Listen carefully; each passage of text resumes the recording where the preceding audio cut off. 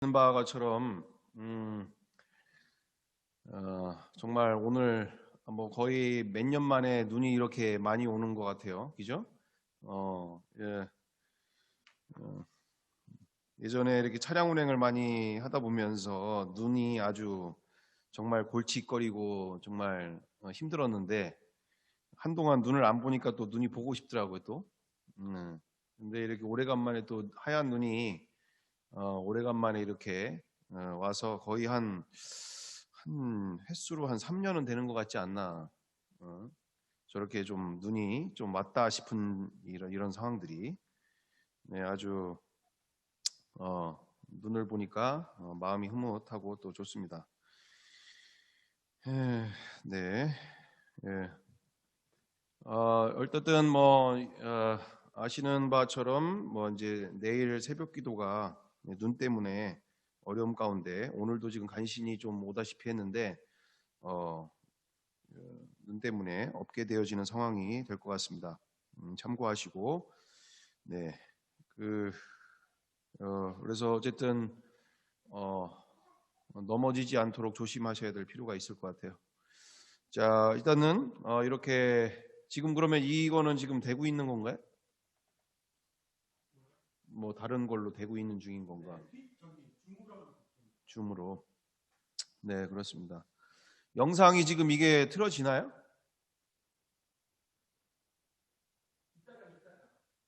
이따가요. 네.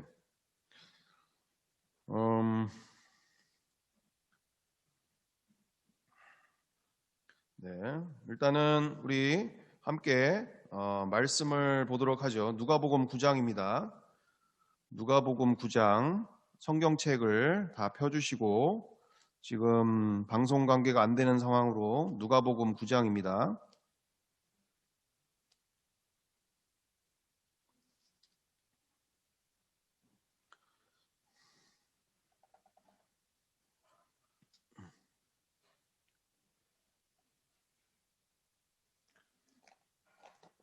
네, 누가복음 9장 57절에서 62절까지 우리 다 같이 함께 읽어보겠습니다. 길 가실 때 어떤 사람이 여짜오되 어디로 가시든지 나는 따르리이다. 58절 예수께서 이르시되 여우도 굴이 있고 공중에 새도 집이 있으되 인자는 머리 둘 곳이 없도다 하시고 누가복음 9장 59절이에요. 또 다른 사람에게 나를 따르라 하시니 그가 이르되 나로 먼저 가서 내 아버지를 장사하게 허락하옵소서. 60절 이르시되 죽은 자들로 자기의 죽은 자들을 장사하게 하고 너는 가서 하나님의 나라를 전파하라 하시고 또 다른 사람이 이르되 주여 내가 주께 따르겠나이다마는 나로 먼저 내 가족을 작별하게 허락하소서. 예수께서 이르시되 손에 쟁기를 잡고 뒤를 돌아보는 자는 하나님의 나라에 합당하지 아니하니라 하시니라. 아멘. 아멘. 네, 일단 지난 시간에 우리가 함께 나누게 되어지는 바 오늘 누가복음 9장 57절에서 62절 말씀 보시는 바와 같처럼 길 가실 때 어떤 사람이 예수님께 여쭤보죠. 어디로 가시든지 나는 주님을 따르리이다. 그럴 때 예수님께서 여우도 굴이 있고 공중에 새도 집이 있으되 인자는 머리 둘 곳이 없도다 하시고 말 그대로 뭐라고 말씀하시는 거예요? 나 집 없다. 나 집 없고 아무 곳에서나 자야 되는 처지다. 정말 나를 따라오겠느냐라고 얘기를 하시는 거예요. 자, 그 다음에 59절에 또 다른 사람에게 나를 따르라 하시니 그가 이르되 나로 먼저 가서 내 아버지를 장사하게 허락하옵소서. 다른 사람에게 예수님이 얘기하십니다. 나를 따르라, follow me 라고 하니까 그 사람이 뭐라고 했다고요? 지금 아버지가 돌아가셨습니다. 내가 지금 장사하러 가게 되어지니 갔다가 와서 제가 주님을 따르겠습니다. 이렇게 얘기할 때 예수님이 뭐라고 말씀하십니까? 죽은 자들로 자기의 죽은 자들을 장사하게 하고 너는 가서 하나님의 나라를 전파하라 하시고, 죽은 자들로 가서 죽은 자들을 장사하게 하고 너는 지금 그런데 신경 쓸 때가 아니라 나를 따라오며 하나님 나라를 전파하라. 또다시 또 다른 사람이 이제 예수님께 물어봅니다. 주를 따르겠나이다. 그렇지만 나로 먼저 내 가족들에게 작별하게 허락하소서. 예수님이 그때 그들에게 말하고 있습니다. 손을 쟁기에 잡고 뒤를 돌아보는 자는 하나님의 나라에 합당하지 아니하니라 하시니라. 자, 오늘 지금 말씀 그대로 예수님은 뭐라고 말씀하세요? 말 그대로 나를 따라오려거든 첫 번째로 노숙자가 될 각오를 해라. 집 없이 살 생각하고, 두 번째로 아버지의 장례조차 가지 말고 지금 바로 나를 따르라는 얘기는 가족관계조차도 너는 끊어버려라, 이 정도의 수준이죠. 그죠? 아니, 아버지가 장례를 치르시는데 아들이 없어. 어디 갔냐고 물어봤더니 예수님이 따라갔대. 그러면 어떤 일이 벌어지는 거예요? 이런 배은망덕한 서부터 시작해서 우리나라에 만약에 이런 상황이 벌어진다면 정말 심각한, 뭐라고 얘기를 해야 될까요? 불효자식 중에 불효자식이죠. 어떻게 아버지가 돌아가셨는데 정말 이런 일이 있을 수 없는 일이 되어지는 것처럼.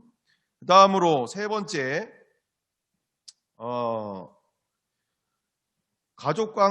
가족들에게도 작별 인사를 조차 나누지 못하게 하고 바로 나를 따라오라, 이렇게 얘기를 하시잖아요. 그렇죠? 그럼 무슨 얘기예요? 가족들에게 욕먹을 각오하고 지금 가족이 중요한 게 아니라 너는 나를 지금 따라라. 그러니까 오히려 우리 근데 우리의 이 현 시대의 목회 방향은 어떻게 될까요? 어떻게든지 한 사람을 더 구워 삼기 위해서 어떻게 할까요? 응? 그래. 저 집에 장사 빨리 지내고 빨리 와라. 그렇게 뭐 할 수도 있을 것이고, 아니면 그냥 뭐 장사 다 끝나고 좀 푹 쉬다가 언제든 네가 편할 때 마음 놓고 와. 보통의 우리의 목회의 방향들은 이렇게 되겠죠. 또한 이렇게 귀한 사람을 좀 주님을 따르겠다니 노숙자를 시킬 수 없고, 그래 집도 없어? 그러면 막 먹이고 재우고 입히면서 어떻게 하면 기독교 인재를 한번 만들어 볼까? 정말 제2의 아니야. 그 누구죠? 김장한 목사님과 함께 1973년도 여의도 빌그레헴 목사님과 같은 이런 목회자를 한번 만들 수가 있겠군. 그러면서 정말 성심성의껏 대우하고 아주 보살피고 하게 되지 아니할까. 어떻게 따라오겠다는 사람을 정말 그것도 정말 주님을 따라가겠다라고 하는 정말 따라오겠다고 하는 사람에게 그런 말을 할 수 없는 상황이겠죠. 이처럼 예수님이 말씀하시는 바, 그리고 이 세 번째 사람도 내가 주님을 따라가겠습니다라고 한다면 그러시냐고. 근데 제가 지금 잠깐 가족들과 작별 인사를 하고 올 테니까 제가 좀만 기다려 달라고. 얼마든지 작별 인사 며칠 동안 하고 오라고. 얼마든지 기다려 줄 테니까. 우리가 보통 이렇게 하게 되어질 텐데, 어때요? 예수님은 정말 단칼에 지금 당장 right now, 지금 아니면 기회 없다라는 얘기죠. 말 그대로 오히려 따라오지 못하도록 오히려 억지를 부리고 있는 이와 같은 모습들을 우리가 보게 되어집니다. 자, 그래서 누가복음 14장 26절을 27절을 또한 보겠습니다. 누가복음 14장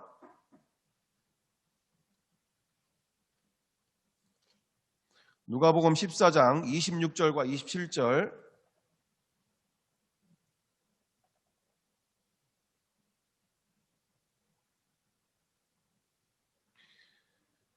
자, 네, 다 같이 우리 함께 읽어보겠습니다. 하나, 둘, 셋.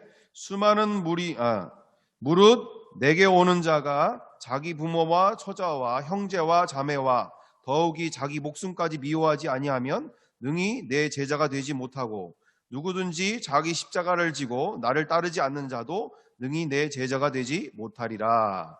아멘. 아멘. 네. 나는 어떨까? 이게 무슨 말이야? 자, 이처럼 오늘 말씀 14장, 누가복음 14장 26절과 27절에 지금 예수님이 다시금 또한 말씀하시죠. 분명하게, 아주 클리어하게 내게 오는 자가 자기 부모와 처자와 형제와 자매와 더욱이 자기 목숨까지 미워하지 아니하면 능히 내 제자가 되지 못하고 누구든지 자기 십자가를 지고 나를 따르지 않는 자도 능히 내 제자가 되지 못하리라. 이거 제가 한 말이가 아니고 제가 한 말 아니에요. 예수님이 하시는 말씀이죠.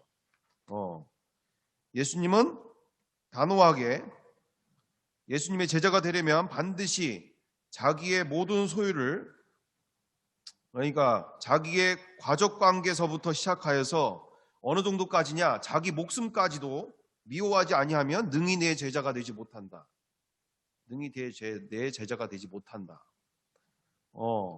자기 목숨을 미워할 정도면 어떤 상황이 될까요? 자기 목숨을 미워한다. 이거는 당해보지 않은 사람이 아니고서는 모를 정도의 수준이죠. 왜? 내 안에 또 다른 법이 들어와서, 예전에는 법을 몰랐어. 이게 죄인지도 몰랐어.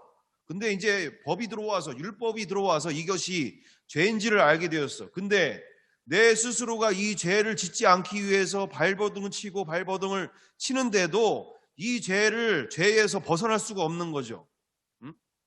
알아, 이게 죄인지를. 근데 내 스스로가 자꾸 이 죄를 짓는 거예요. 그러니까 내 생명조차가 미운 거야.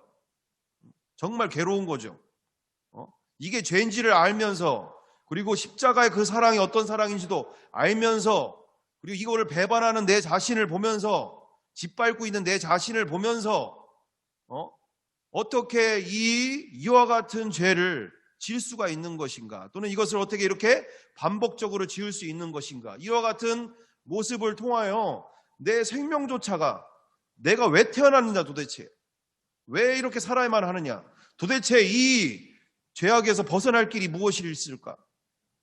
정말 이렇게 산다는 것은 정말 엎어보든 뒤집어보든 십자가를 짓밟고 있는 게 명확한데, 정말 이 생명조차 미워하게 되어지는 상황들이 벌어지는 것이죠. 생명조차도 미워하게 되어지는 상황들이 벌어진다.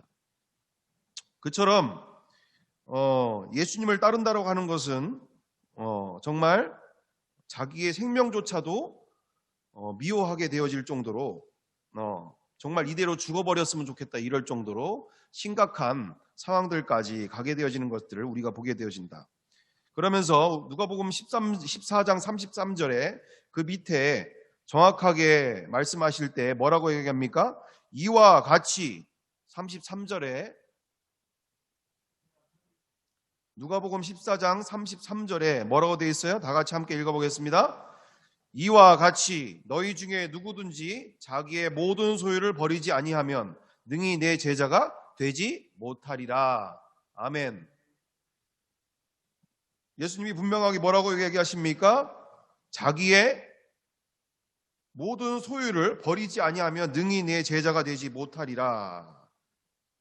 무슨 말일까요? 지금 가지고 있는 거 다 내놔라 이런 뜻이 아니라 언제든지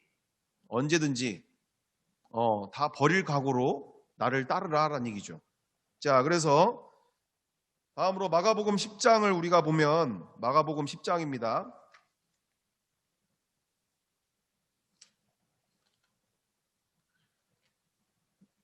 마태 다음에 마가죠. 마가복음 10장 17절부터 지금 컴퓨터가 또는 이 영상이 지금 안 되고 있는 상황이니까 직접 말씀을 찾아봐야 되겠어요.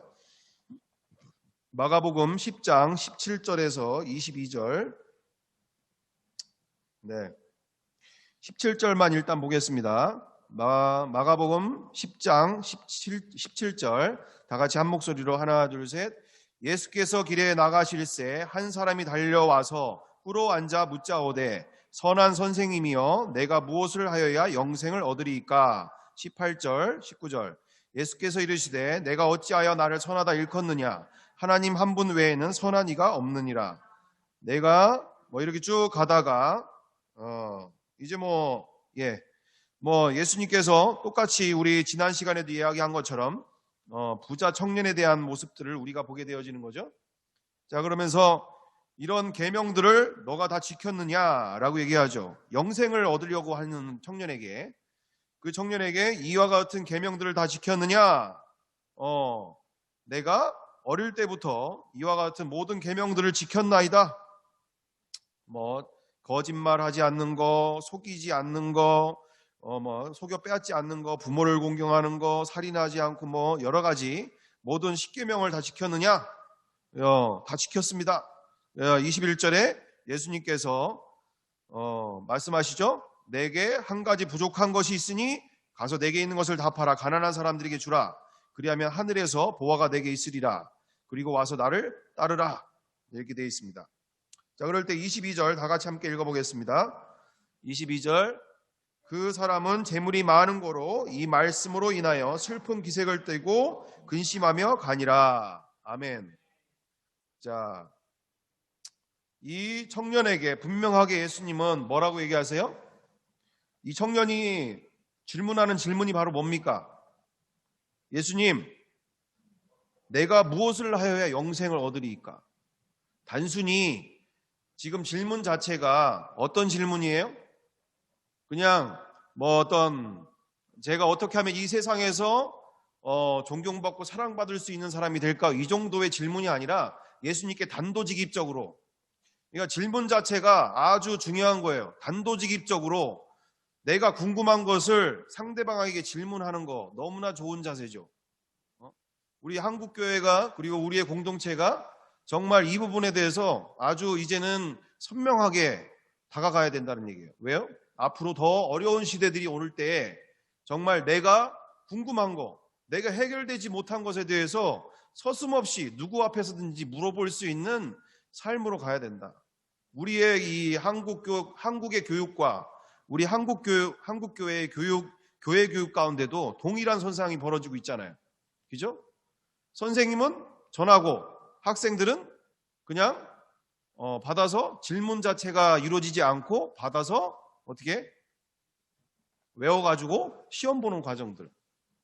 우리 서은이에게 물어볼 때 이제 고등학교 2학년 되어지는 상황에 고등학교 1학년 때 수업 시간에 과연 아이들이 질문들을 한 10번의 수업 중에 한 몇 번 정도 수업 시간에 이렇게 좀 자유로운 질문이 진행될까? 한두 번? 거의 질문이 안 되지. 거의 질문이 안 되고 있어요. 우리 지금 생생하게 한국 교육 현장을 지금 얘기하고 있는 거잖아요. 한국 교육 현장. 지금 고등학교 1학년. 중학교 때는 어땠나? 한 10번 중에 질문이 어느 정도 있었나? 그러면 한 3, 4번? 10번 중에? 3번? 3번 정도. 중학교 때는 10번 중에 3번 정도. 그리고 고등학교 때는 10번 중에 한두 번 정도. 거의 질문이 없어요. 질문이 없으니 좋은 답이 얻을 리가 없겠죠. 고민하지도 않고 그냥 무조건 외워서 시험 잘 보면 되어지는. 근데 그게 인생을 보장해 주는 게 아니잖아요. 그죠? 특별히 우리는 그거보다 더한 교회국 현장이죠. 왜요? 영원한 생명을 얻느냐 잃느냐 또는 그분과 함께하는 인생을 우리가 지금 살아가고 있느냐, 그게 나도 문제지만 우리의 처와 자녀들 또는 남편과 아내끼리의 이게 모든 가정의 구원과 직관되어지는 문제 가운데 우리는 보다 더 정말 이 잘못된 관습과 전통들은 잘못됐다라고 여길 때 우리는 철저하게 철폐의 과정들로 우리가 힘을 다해서 새로운 길을 만들어내야 될 줄 믿습니다. 그래서 우리가 질문을 자주 하고 또한 질문이 자주가 되어질 때 교제가 자연스럽게 형성되어지고 여러 가지, 그러니까 질문 자체도 내가 많이 아는 게 있어야지 좋은 질문이 나오지, 내가 고민하지 않는데 좋은 질문이 나올 리가 없죠. 내가 특별히 고민하던 것들에 대하여서, 내가 확인한 것들에 대해서 질문하는 자세, 너무나 중요한 일이 되어진다. 그래서 여기 지금 단도직입적으로 이 청년은 예수님께 물어봐요. 내가 영원한 생명을 얻고 싶습니다. 근데 영원한 생명을 얻는 것에 대해서 불확실합니다. 제가 어떻게 하면 영원한 생명을 얻을 수가 있습니까? 라고 예수님께 단도직입적으로 물어보게 되어지는 상황들이죠. 아주 너무나 현명하고 지혜로운 청년이죠. 정말 이런 청년이 만약에 우리의 목회 현장에 있게 되어진다면 정말 이건 뭐 어떻게든지 한 영혼이라도 더 정말 키워볼 마음으로 아주 성심성의껏 우리가 가르치고 먹이고 입히고 재우면서 하게 되어질 것인데, 예수님은 아주 단도직입적으로 얘기하죠. 뒤도 돌아보지 않고 첫 번째 딱 너 십계명 지키고 있냐? 어릴 때부터 지킵니다. 얘기하니까 바로 다음 질문, 바로 다음 답변, 네가 지금 가지고 있는 모든 것들을 팔아서 가난한 자들에게 주라. 그리고 하늘의 보화가 그리하면 내게 있을 것이다. 그리고 와서 나를 따르라. 이 가운데 부족한 것 하나, 이 부족한 것 하나가 뭐랬다고요? 그 청년이 가지고 있는 재물, 그것이 예수님에게 있어서는 예수님을 따를 수 없는 이유가, 가장 큰 이유가 되어지는데, 정말 예수님의 이 마음속에는 뭐예요? 더 영원한 보화를 주고 싶어서 얘기를 하는 건데, 청년에게 있어서는 어때요? 이거는 자기의 모든 것을 다 잃게 되어지는 상황들이니까 심각하게 고민을 하면서 슬픈 기색을 띠면서 떠나가게 되어지는 것을 우리가 보게 되어지는 장면들을 보게 되어집니다. 그러면 무엇입니까? 위에서 지금 누가복음 9장과 누가복음 14장과 마가복음 10장에 계속적으로 나오는 내용이 뭡니까? 예수님을 따르는 데 있어서, 그리고 영원한 생명을 얻는 데 있어서 무엇이 중요하다고요? 자기의 모든 것을 언제든지 버릴 수 있는 준비가 되어 있는 자세. 자기의 재물뿐만 아니라 자기의 가족뿐만 아니라 모든 관계까지도, 그리고 심지어는 자기의 생명조차도 미워하는 이 정도의 모습으로 예수님을 따르는 자들에게 예수님은 정말 정확하게 표현하게 되어지면, 예수님은 궁극적으로 자기를 포기하라고 명령하시는 거죠. 그리고 제자들에게는 확실성을 버리고 불확실한 인생에다가 인생을 걸어라. 그리고 안전을 버리고 위험한 인생을 택해라. 그리고 구차한 변명을 버리고 주님을 따르기를 추구해라. 나를 따르기를 추구해라. 변명 너 이거저거 얘기하지 말고 지금 당장 right now, 지금 당장 나를 따라와라. 주님이 자신의 제자들을 모으는 방법과 그 실천적인 모습들을 한마디로 이렇게 압축해서 보면, 나와 함께 예수님은 자신과 함께 죽을 사람들을 찾아다니는 것 같아요. 자신과 함께 죽을 사람들을 찾아다니고 있어요. 우리가 모집을 하려면, 사람들을 이렇게 모집을 하고 뭔가 큰일을 도모하려면 막 이렇게 사람들이 어떻게 해요? 좀 호응할 만한, 따라올 만한 것들을 슬로건을 걸고 이렇게 제시를 하면서 따라오라고, 같이 가자고, 함께 하자고 막 이렇게 되어지는 건데, 예수님은 정말 함께 죽을 사람들을 찾아다니고 있는 것 같아요. 이럴 정도로 정말 자신의 생명조차도 자신에게 줄 수 있는 사람들을 찾아다니고 계시는 모습들을 보게 되어진다. 그냥 아무나 예수님을 따르는 삶이 아니라 정말 자신의 모든 것을 다 버릴 수 있는 사람들을 찾고 계신다. 자, 그래서 우리 이 시간을 통하여서 이제 영상이 준비가 되나요? 그 영상을 우리가 보게 되어질 때, 자, 중요한 것은 그거죠.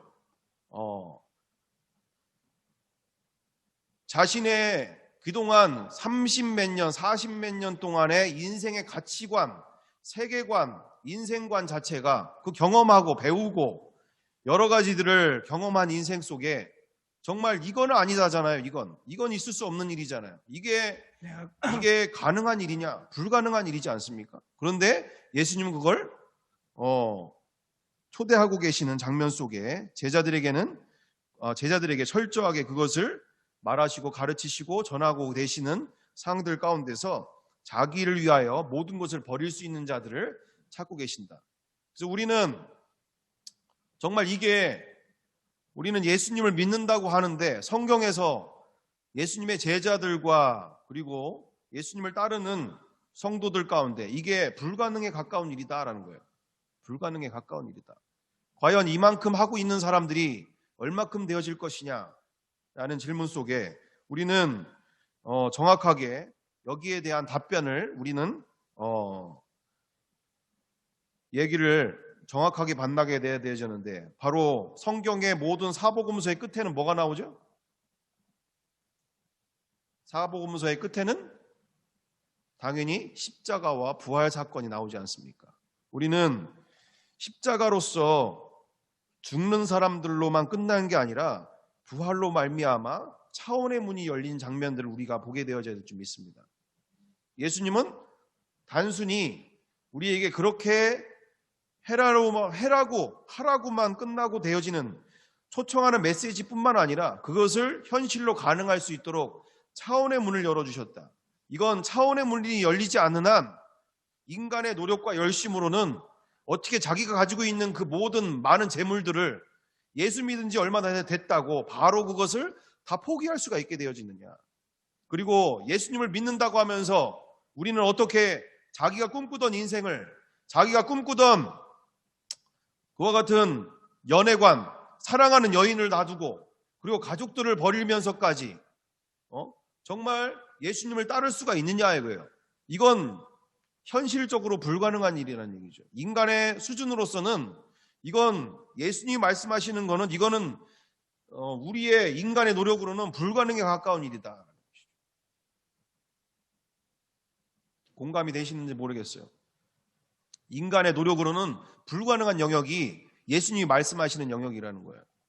근데 우리 주님께서는 분명하게 차원의 문을 열어보시고 우리에게 그 내가 가지고 있는 모든 인생관, 세계관, 가치관들을 한 번에 다 무너뜨리는, 그리고 새로이 영원한 나라를 바라볼 수 있는 길을 열어주신 줄 믿습니다. 그것이 바로 무슨 사건?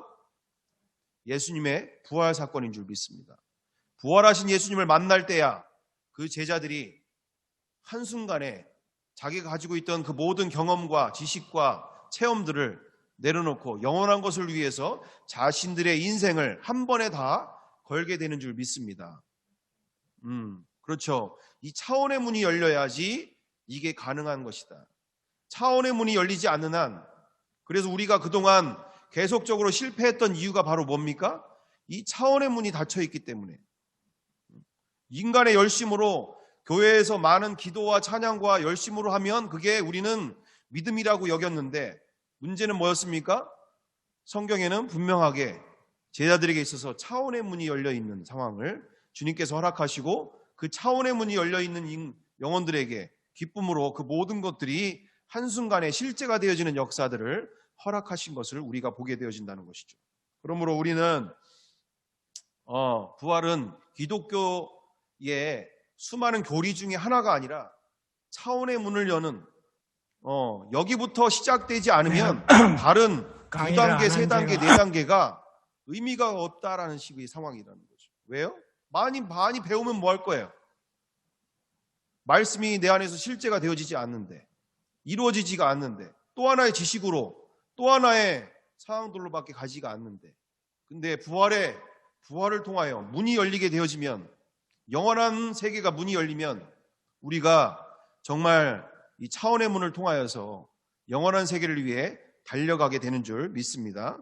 우리 함께 김정한 교수님의 영상을 보면서 왜 부활이 열려야, 부활이 실제가 돼야 우리가 그분과 함께, 주님과 함께 영원한 세계를, 그리고 영생을 누릴 수가 있는, 그리고 이 땅에서조차 천국을 누리는 삶을 살 수가 있는지 우리가 함께 보길 원합니다. 보겠습니다.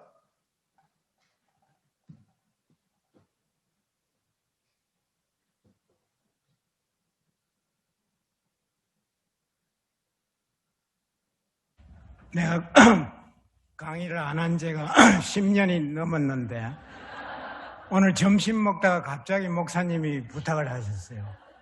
내가 목사님을 만난 거는 지난 금요일 처음으로 만나고 점심 식사 2번 하면서 대화를 했어요. 물론 그 전에 우리 그 오스틴 한인 침례교회 김성배 목사님을 통해서 목사님에 관해서 듣고 또 여러 간증 또 보고, 그리고 목사님에 대해서 관심이 많아졌습니다.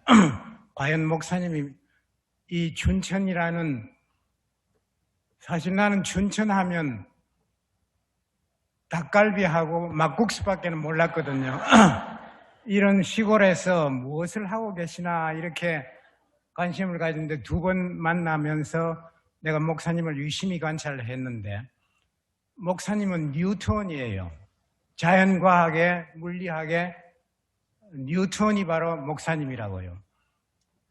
뉴턴에 관해서 사람들이 어떻게 말을 했냐면, 하나님이 세상을 창조하시고 캄캄했는데 빛이 있으라 하니까 빛이 있다고 그랬잖아요. 그래서 뉴턴을 어떻게 평가하냐면 Let Newton be. 뉴턴아, 네가 나와봐라. And it was all light. 모든 세상이 환하게 밝히 드러났다. 이렇게 뉴턴을 평가하거든요. 그래서 목사님을 보니까 목사님은 자연과학자에 가까운 분이에요.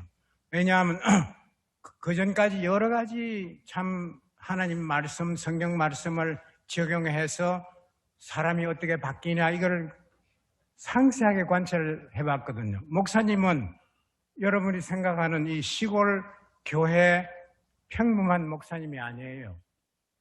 영적인 뉴턴과 같은 분이에요. 그러니까 사람들이 변화가 있나 없나 이거를, 바로 그거예요. 우리가 어떤 힘이 작용하면 가속도가 생기잖아요. 그게 바로 뉴턴의 운동 법칙의 아주 핵심이거든요. 그래서 말씀을 전하고 뭐 이러면 사람이 변하나 이걸 보니까 변하지 않거든요. 그래서 계속해서 어떻게 하면 사람이 변할까? 그 원리를 찾아낸 게 바로 부활 신앙이에요. 우리가 뉴턴의 법칙을 보편적인 우주 법칙이라고 그래요. 그래서 Universal Law of Nature. 우리 거시세계 모든 영역에 적용되는 그런 법칙이에요. 그래서 뉴턴이 이 단순한 법칙을 자기 머리로 생각한 게 아니라 이 현상들을 자세히 보면서 분석해가지고 그래서 알아냈는데, 사실은 우리 오늘날 우리가 갖고 있는 모든 것은 이 뉴턴의 역학, 거기에서 출발한 거거든요. 그래서 모든 방면에 적용되는 그런 원리를 발견했어요. 그래서 내가 여기 와서 목사님을 자세히 보니까 굉장히 호기심이 많으신 분이에요. 그러니까 내가 이걸 하면 사람들이 어떻게 되나 이걸 다 관측하면서 만약에 그게 맞지 않으면 왜 안 되나 계속해서 추구하시는 분이에요. 근데 그 추구하시는 게 뉴턴은 이 자연현상을 보면서 했는데, 목사님은 성경 말씀을 통해서 이 속에 하나님의 비밀이 있을 거다. 그 키워드를 찾아내시려고 노력을 하셨거든요.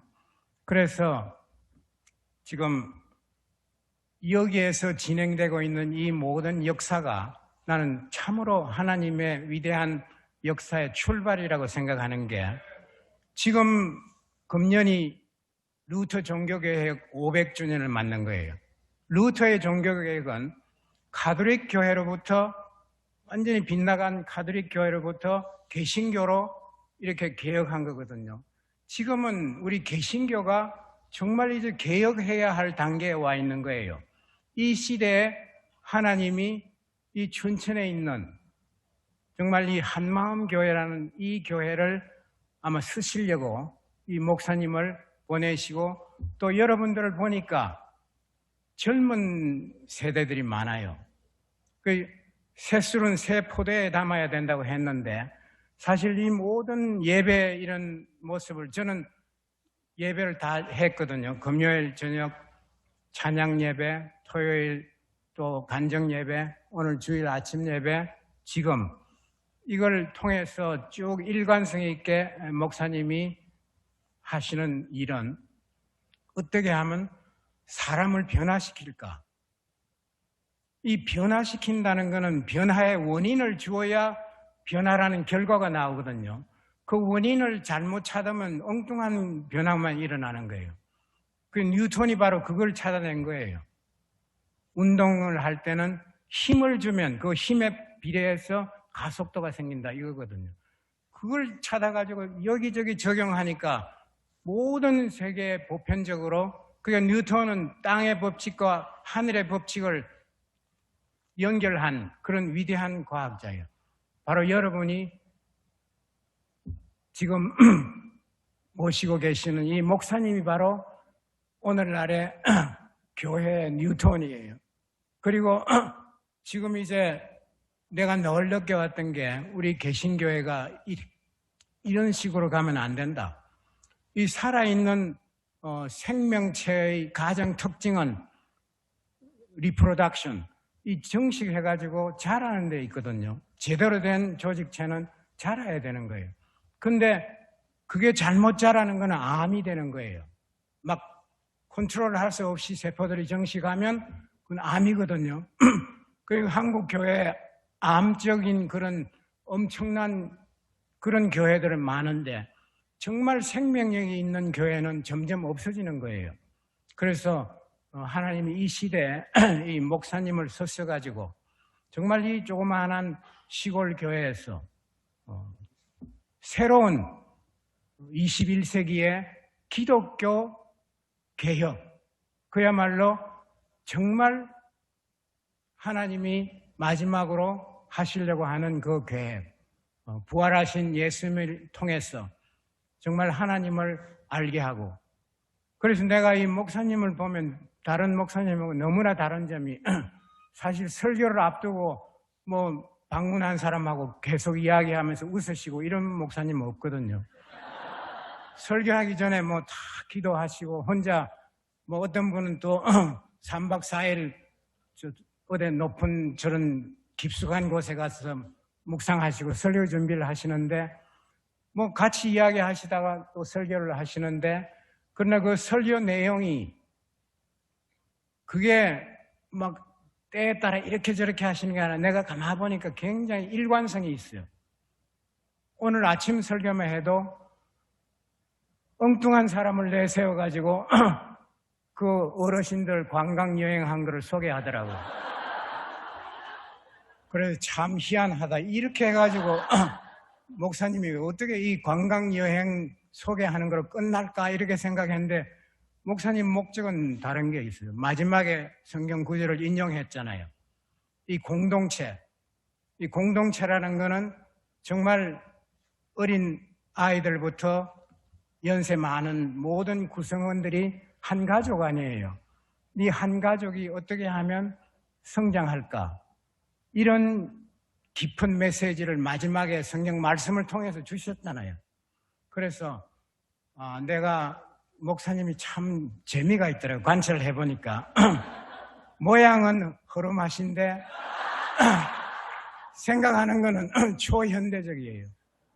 그래서 이런 예배 형식은 정말 별로 없고, 그리고 이 늙은 세포들이 아니라 살아있는 젊은 이런 세포들이 많이 모여가지고 예배를 드리는데, 보통 교회는 가톨릭 교회처럼 점점 예배 드리는 주체가 평신도들이 아니고 장로님들, 목사님, 부목사님, 천주교하고 비슷한 거예요. 그분들이 전문적으로 예배를 드리고 평신도들은 가만히 앉아서 졸거나 그냥 말 안 하고 앉아 있으면 되는 거예요. 근데 함께 예배 드리는 거 아니에요. 이게 혁명이에요. 정말 초대교회가 왜 그렇게 생명력이 있었나? 초대교회는 로마의 그 엄청난 박해를 이기고 살아남은 거 아니에요. 그걸 어떻게 해서 극복했나? 그게 바로 공동체였어요. 혼자서는 감당이 안 되고 이 공동체는 하나의 살아있는 유기체로서 정말 서로가 서로를 격려하고 함께 구원받는 이 교회의 목표가 살아있는 하나님의 믿음 공동체. 그거를 어떻게 하면 만들 수 있나? 그 목사님이 그 원리를 찾아낸 거예요. 그래서 내가 가만히 간증들을 보니까 여러 가지 문제들을 가지고 오는데 목사님 처방은 딱 한 가지예요. 부활하신 예수님을 만나라. 그게 얼마나 목사님이 자유로워요. 딴 목사님 같으면 막 연구를 해야 되는데 이미 보편적으로 적용되는 처방을 가지고 계시는 거예요. 무슨 문제가 오더라도 부활하신 예수님을 만나라 이거예요. 아주 명의를 정의하기로 일침백병이라는 말이 있습니다. 침 하나를 가지고 100가지 병을 고친다. 그게 바로 명의거든요. 그러니까 목사님은 딱 그 처방 하나만 가지고 보니까 여러 가지 문제점을 가지고 오는데 그 문제를 다 해결하시고 그 결과를 또 확인하잖아요. 그래서 내가 이제 화학이나 이런 걸 가르칠 때 원리만 설명하면 아이들이 못 알아들어요. 그 원리를 가지고 문제를 풀 때 그걸 이제 보통 엑서사이즈라고 그러거든요. 연습 문제. 그거를 풀면서 그 원리를 정말 자기의 그 지식으로 자기 거로 만드는 거예요. 원리만 외운다고 문제가 풀리지 않아요. 그 문제를 가지고 그 원리를 가지고 자기 문제를 풀려고 노력을 할 때 그때 이 원리가 분명해지는 거예요. 그러니까 지금 목사님은 실험 중에 계시는 거예요. 실험실이에요. 어떤 사람이 이런 문제를 가지고 오면 처방은 딱 한 가지예요. 부활하신 예수님을 만나라 이거예요.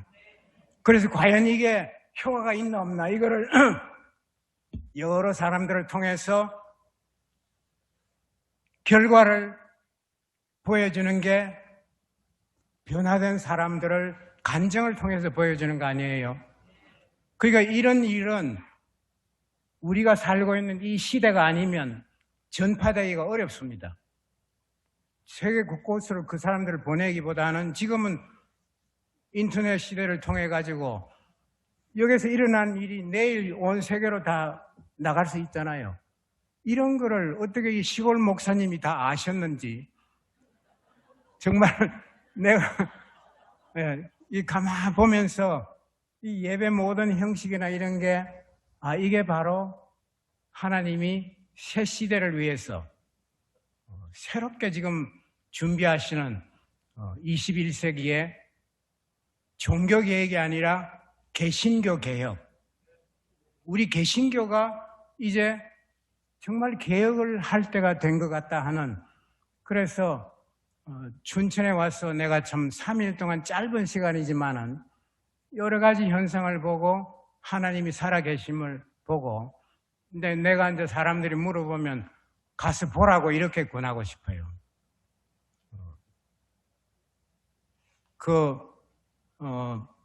세례 요한 제자들이 어떻게 한다니까 예수님이 제자들을 보내서 와서 보라고 해라 이랬잖아요.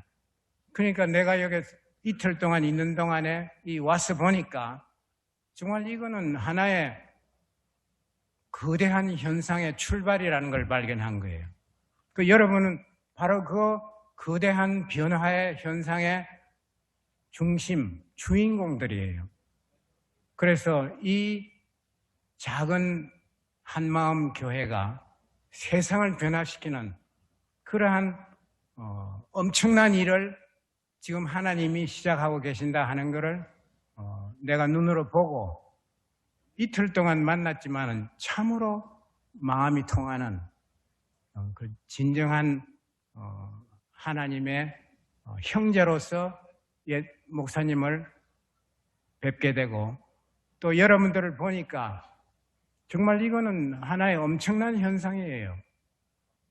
여러분들은 지금 학생들이면 학교 공부도 열심히 하고 사실 다른 데 시간 안 보내면 오히려 시간이 더 많아요. 이 예배 드리고 하는 이 시간 그렇게 많은 거 아니거든요. 쓸데없는 데 시간 보내지 말고 학생들은 내가 이 세상을 어떻게 하면 잘 이해할까? 그것도 함께 공부를 하면서 내가 항상 그 학생들 보면 연습 문제를 많이 풀어봐 그러고 그래요. 그래야 지식이 자기게 되거든요.